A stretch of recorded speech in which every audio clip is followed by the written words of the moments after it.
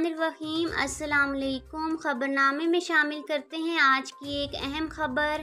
Kuwait में तलाक की बड़ी वजूहात सामने आ गईं। कुवैत में बढ़ती हुई तलाकों की सबसे बड़ी वजह सामने आ गई। राय आमा का जायज़ा लेने के बाद तलाकों की सबसे बड़ी वजह सोशल मीडिया को करार दिया गया है। इस राय आमा में 15% अफराद का मानना है कि सोशल मीडिया के मनफी असरात के बायस मुल्क में तलाकों की शरह बढ़ रही है। ये जायज़ा कुवैत यूनिवर्सिटी के मातहत खलीज और जज़ीरा अरब मुतालियाती मरकज़ ने तैयार किया था।